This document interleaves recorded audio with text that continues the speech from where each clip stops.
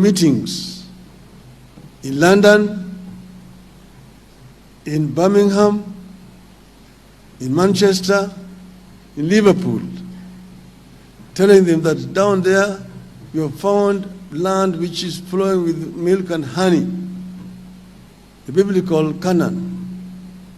And whoever agrees to come there will get 10,000 acres free, plus free black laborers.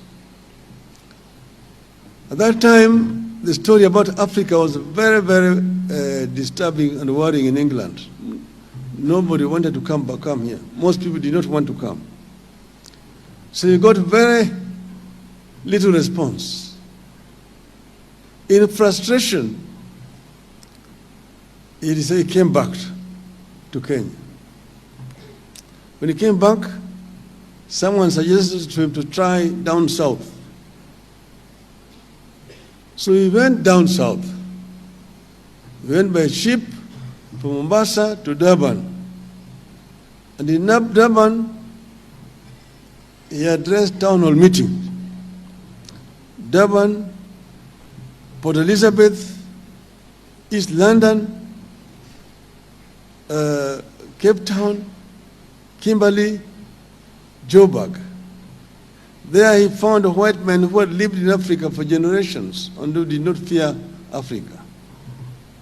They agreed easily to come. The prospect of coming and having their own land, because a number of them were laborers on their own fellow white farms, was very appealing. So they came, and that's how most of white settlers who were here during that period came, a majority Boers from South Africa and Rhodesia.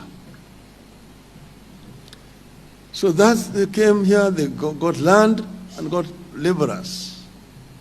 And so that's how Kenya was then occupied. So we ended up with what was called white highlands in this country.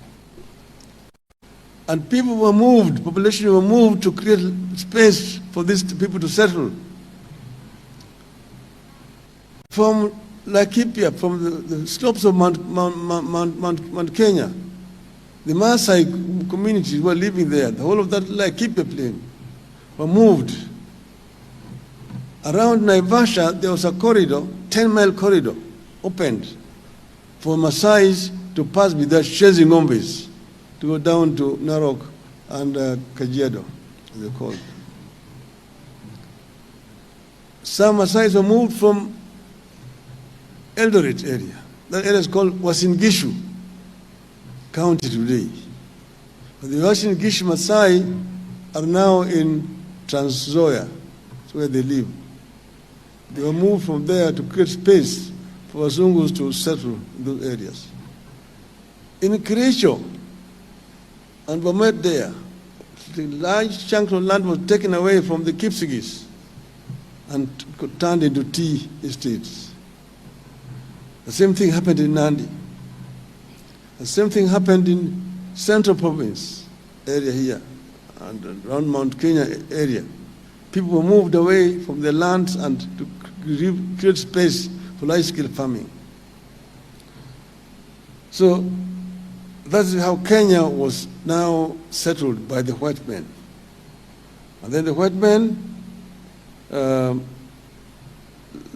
course, they set up administrative structures in the country and ran this country for 60 years. So Kenya is now 60 years independent. It was also 60 years under proper colonial rule. So today now you are almost at 50-50 now. To look at what happened, what did the colonialists do in that 60 years, and what have we done ourselves the 60 years. Over the years, the joy of we attained independence after a long struggle, because Kenyans were being oppressed seriously. The land had been taken away. Africans were classified as not even second class, third class people. You had apartheid in this country. There was a white man, there was the Indian, There was the Arab, then there was the African, number 4, that time. And people rose up in resistance to this colonial rule. You will hear the story of Chief Koinange, who in 1912 had to go to the court to apply to be allowed to plant coffee in his farm, because natives were not allowed to plant coffee, and he had to fight to be allowed to plant coffee. People were not allowed to settle in certain parts of their country. There was resistance in 1922. A man called Hari Dhuku led a demonstration in the center of Nairobi, near where the Central Police Station is today. And the colonial police opened up fire, and many people were killed. Some were arrested and detained. Hari Dhuku was taken to Kismayu, which was then part of Kenya, and he detained there for several years. Then came later on the struggle for land, the Mau Mau struggle. But there was also struggle in other parts of the country, Western Kenya. But before that, the Nandi resistance that you heard about, led by Samuel Koitalel. The Kamba resistance here, led by Mwindi Wambingu. The resistance by the people of Western Kenya, Ojijo Teko, Agula Awala, Elijah Masinde Wanameme, just to mention but a few. You will remember, of course, Mekatili Wamenza from the coast. So there were several people of this country who resisted colonialism. Eventually, Mau Mau freedom movement came up in 1952, and a state of emergency was declared in this country. Many people were arrested, were detained, and very many people were killed during that struggle. It's a very bloody struggle.